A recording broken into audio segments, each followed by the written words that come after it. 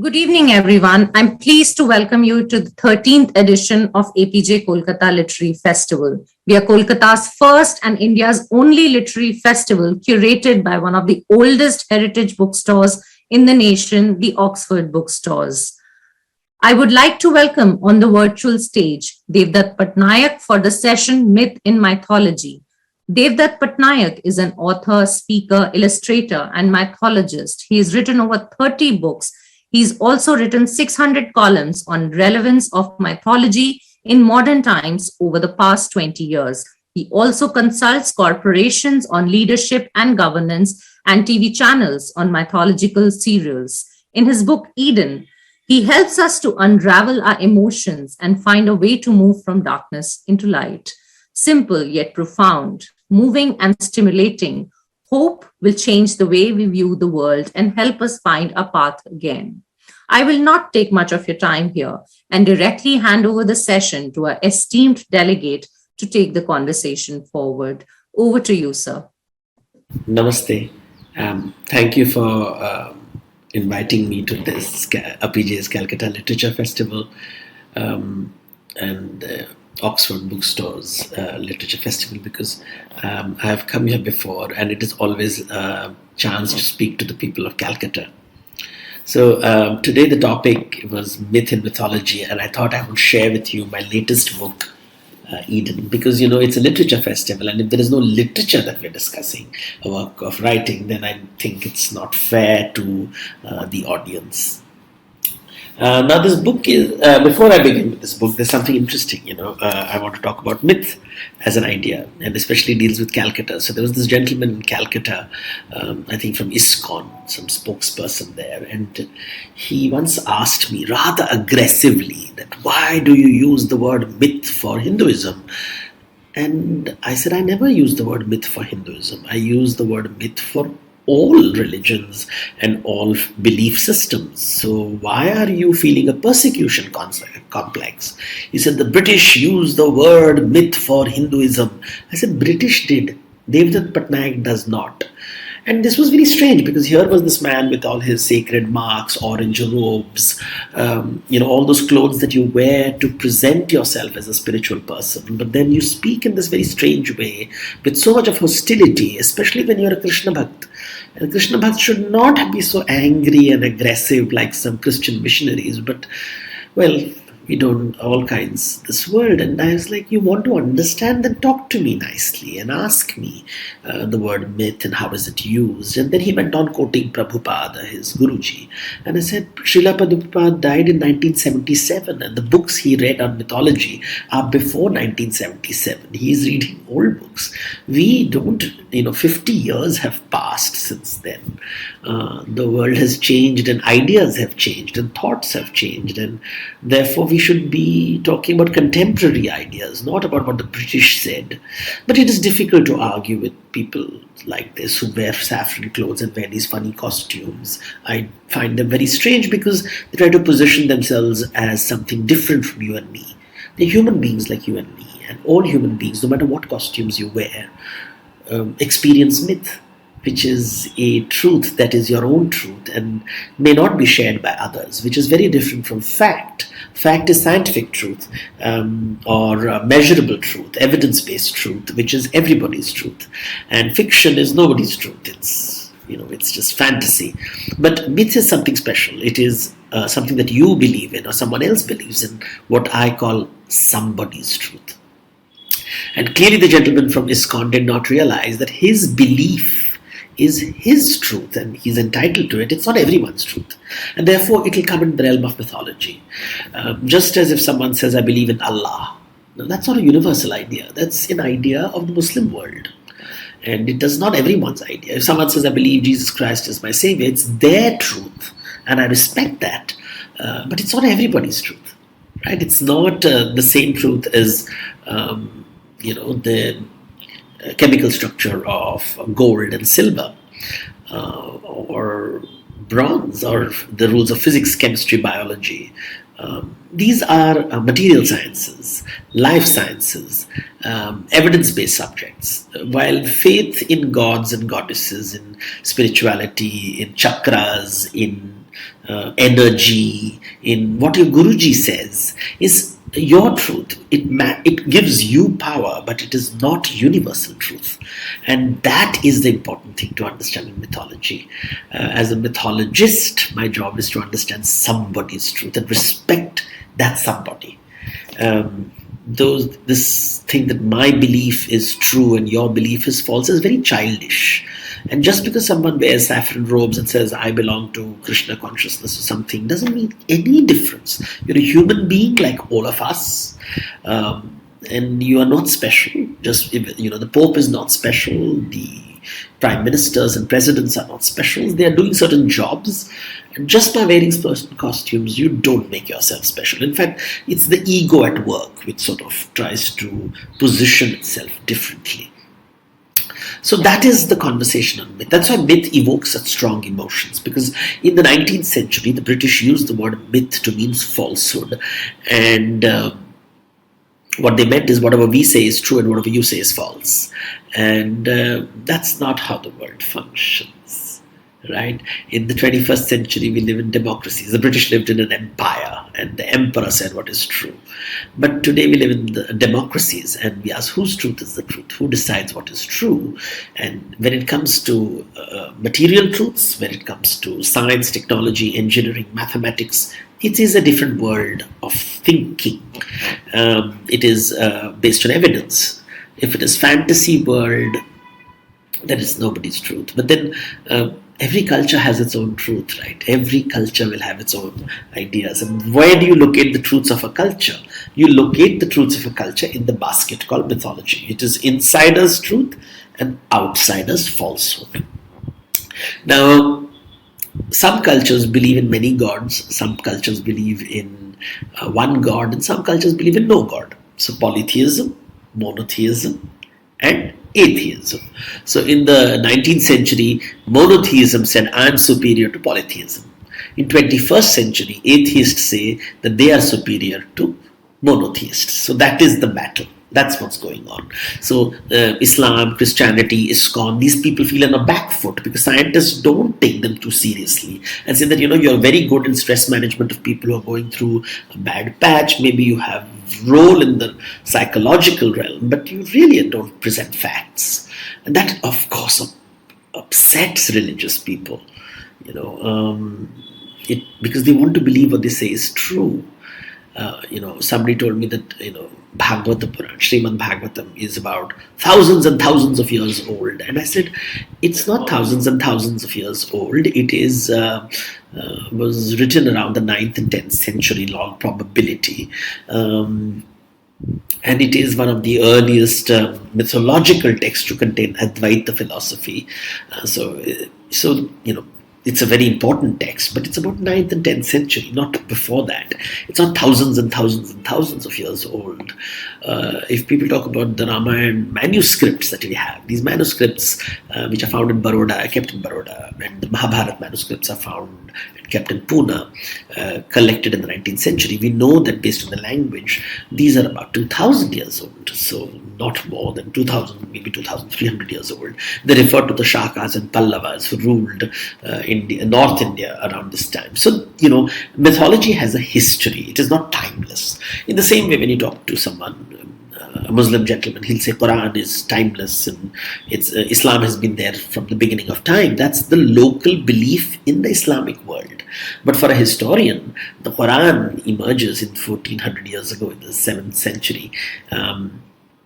And it's 1400 years old. So Islamic lore will present it very differently, and historians will present it differently. Same way, a person who believes in ISKCON and Srimad Bhagavatam, and that is the ultimate answer to all life's problems. It is true for you. It is not true for the world, and it's certainly not a historian's truth. So as a mythologist, you have to be aware of the historical truth and people's personal truth, the cultural truths and the reason why they cling on to these cultural truths. Now, while I have written most of my books that are popular are Ramayana, on Mahabharata, on Bhagavata, which is all Indian scriptures, I thought I should write a book on other cultures. So I wrote the book on Greek mythology called Olympus, which deals with polytheistic cultures of Europe. And now I have decided to put together this book, which is an Indian exploration of Jewish, Christian, and Islamic lore. Now, this is monotheistic mythology. So now I have completed, I've written on monotheistic mythologies, I've written on polytheistic mythologies, I've written on Indian mythologies, I've written on Greek mythology, and now Middle Eastern mythology, because Jewishdom, Christianity, and Islam, all three emerged in the Middle East, in the region known as Mesopotamia, which is Iraq, Iran, Persia, Iran, Arabia, Levant. Is known was Israel is located, Egypt, all these places. So Egypt, Mesopotamia, Levant, Anatolia are the regions from where these stories emerged. They spread around the world. They came through merchants, they came through traders, they came through missionaries, they came through warlords, and they came to India. So they came to India around 800 years ago. It flourished in India. Islam flourished in India 800 years ago. The ruling class of India, many of the land, rich ruling classes were Muslims, the sultans, the Mughal emperors. And then, of course, the Europeans came to India, but they never identified themselves as Christians. They identified themselves as Portuguese, British, Dutch, French. They gave their ethnic identity more importance. We never refer to them as Christians. We refer to them by their ethnic identities. But when it comes to Muslims, we never refer to them by their ethnic identities, that they were Turks and Central Asians and Afghans. We call them Muslims. So it's very interesting how language is used to communicate history. We don't talk about the ethnic identities of Delhi sultans and Mughals, but we refer to them broadly as Muslims. But when it comes to British, we don't talk of them as Christians. We don't talk. And why is that? And that's interesting. So my book on monotheistic mythology, Eden, it comes because this is a mythology which believes there's only one life, one way of living, and one God. So there's one truth, one life, one God. You have to live this life correctly. And how do you live this life correctly? You follow a set of rules. How do these rules come to you? They come through messengers who carry the message of God. And you align with it, you will go to heaven, which is called Jannat in Persian, or to Jahannam, which is the Persian word for hell. So it's a linear, singular world. Now, if you believe in one truth, and that is the truth as revealed by God, there is a problem. How do you deal with other people's truths? So how do you deal with Hindu truths, Jain truths, Buddhist truths, Chinese truths? How do you deal with science? And this creates a problem with monotheism. This is the problem of monotheism. Only one truth is allowed. There is no room for the second. This is what differentiates it from Indian traditions. Indian traditions believe there are anekantavad, multiple truths. So Indians are very comfortable accommodating other religions. We are Indians also Hindus, Jains, Buddhists, Indians. I'm using the word because that's a larger cultural ethos which says, there are different truths, and your truth, my truth, scientific truth, non-scientific truths. So we don't try to replace a book with another book. We create a bookshelf where we can accommodate many books. And that's how Indian traditions. And for me, Indian Islam is very different from Western Islam. Indian Christianity is very different from Western Christianity. We don't think about these things, especially because in the 19th century, everybody became puritanical, right? Everybody was trying to say that what is real Hinduism, what is real Islam, what is real Christianity. And let's go back 200-300 years ago. 200-300 years ago, if you travel to, let's talk about Calcutta, in the Bangladesh area, the wider Bengal area, people did not know each other as Muslims and Hindus. They knew each other by their caste names. Are you a Majhi? Are you a boatman who works in the Poddo River, which is the Ganga?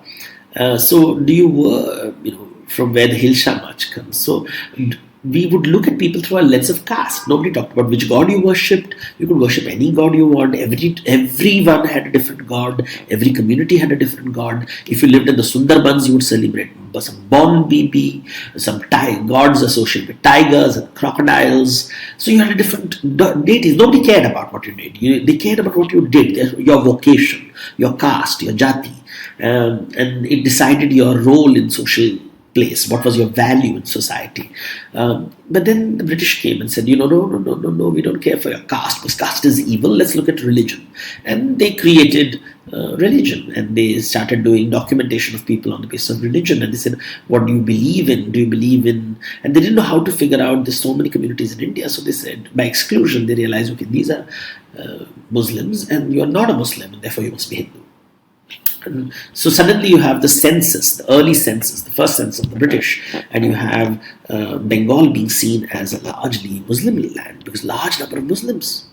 And where did this Muslim come from? Nobody talked about them. They were just different communities who lived with different landlords. There were Hindu landlords, there were Muslim landlords, the Bhadralok who controlled the land. And then when you go into history, you realize that before there was a Hindu period, there was a Pala period, which is a Buddhist period. So there's a Buddhist period, there's a Hindu period, the Muslims come in, and now they are finding that Islam did not spread by the sword in Bangladesh. It spread through farming activities in new lands which were exposed when the Brahmaputra river and when the river sort of shifted course. When the river shifted course, not the Brahmaputra, but the Ganga's delta shifted course, new lands emerged, and they had to create new farmlands. And in these lands, the Sufi missionaries went, and that's where, especially the regions of Bangladesh, you have large number of Muslim population. It came through farming practices in these faraway regions which were not they were not part of the mainstream, one can say, where the Chaitanya Mahaprabhu influence was not felt very strongly.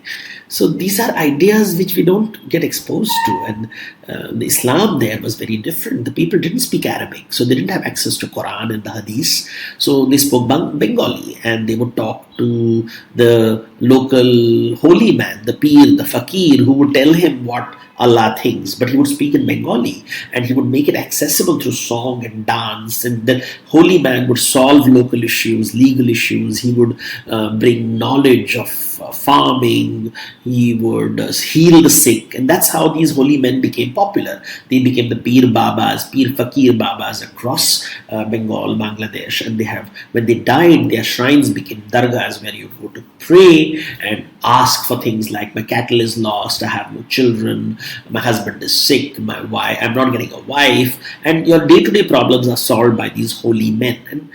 And this practice is ancient in India. Before, when the Buddhist and the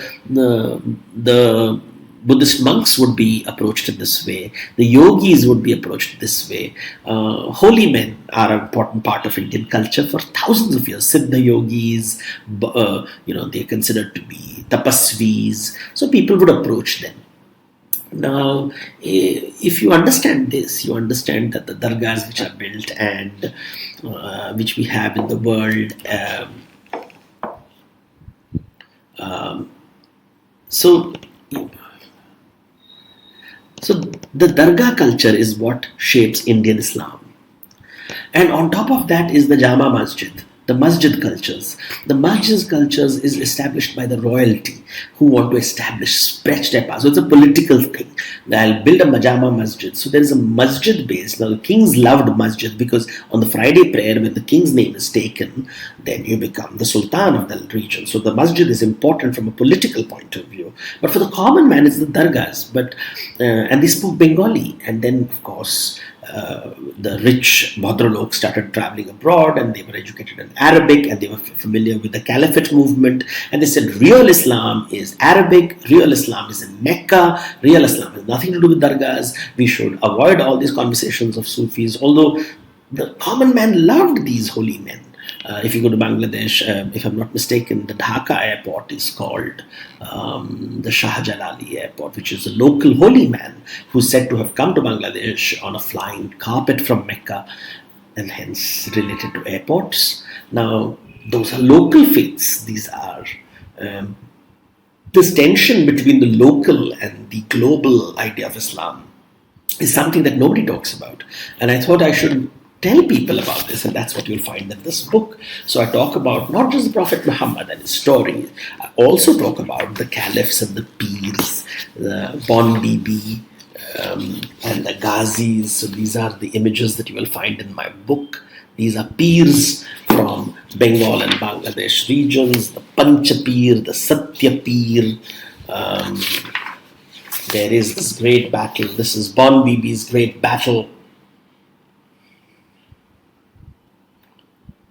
This is Bon Bibi and Shahjahan Ali and Dakhin Raja. So these stories are very much part of Indian culture.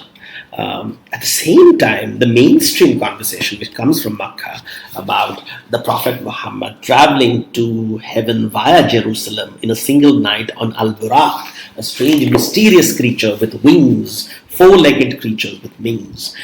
And, these are stories that we are not easily accessible to Indians. We tell that 20% of India is Muslims, but we don't know their stories. And if you don't know their stories, they'll always be the other. How do you not make them the other? You include them in your narrative. You hear their stories. Just as we are familiar with Ramayana and Mahabharata, we must be familiar with stories from the Bible. And when I use the word Bible, of course, we think of the Christian Bible. And the Christian Bible considers the Hebrew or the Jewish Bible to be the Old Testament and the Gospels of Jesus Christ to be the New Testament. So version 1 is Jewish, version 2 is Christian. And the Muslims say that no, Islam is version 3 and the updated version of the software. So it's a different way of looking at it. Hinduism would have functioned very differently. They would have said, even today when I talk about Judaism, Christianity and Islam in the same breath, there are people who say, you can't say the same thing in the same breath. They are different and they are three different things. And I'm like, for me, they're just three different ideas emerging from the same base. And there are three different ways in which you say cook potato.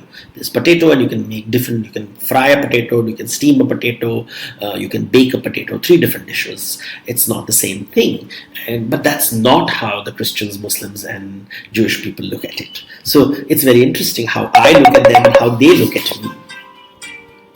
And that is something that we need to. Sorry, these calls keep coming. So this is what the book is all about. This is the world of mythology that I would like to explore. These stories, the stories that we're familiar with and not familiar with, how are they related to Hinduism? How they are related to monotheism? How are they related to how do they distinguish themselves? I have told stories from the common stories like the Tower of Babel. You may be familiar with the Tower of Babel, but what you will find interesting is in my book, I illustrate it in an Indian style. So this drawing that you see over here is the Tower of Babel, but how would an Indian imagine it? So it's an Indian retelling, an Indian interpretation. And this story of Saleh and the she-camels of Tamud. Now this story is found only in Arabic lore and Persian lore. It is not part of Christian lore. It's not part of Jewish lore about how God sends the she-camel to prove, to tell humans to follow the words of God. And they don't, and then of course they are destroyed like Sodom and Gomorrah. So these stories are then of course the stories of Jacob and Joseph and stories from ancient Egypt. This is Joseph in Egypt. I like these stories. How do you tell stories? For example, there is also little bits of stories from Egyptian mythologies. Egyptian mythology is one of the few mythologies where the sky is female and the earth is male. In most mythologies, the earth is female and the sky is male. So these are interesting ideas that I thought I should share with you. And that's what I'm writing the book about. So discover the myth in my things. And that's, I think that's what mythology is about. Discovering stories in different ways, in the subjective truth of different people. Somebody's truth. So the bottom line, myth in mythology, is it's somebody's truth. And if you respect other people's truth, don't go around telling them, how dare you call my myth and yourself truth. Nobody's calling that. Don't feel so threatened. If you are in Krishna, you would not be that insecure. So calm down. Everybody lives in myth. We all have our own subjective truths, and through conversation, we can expand our truths with each other. Thank you. Namaskar.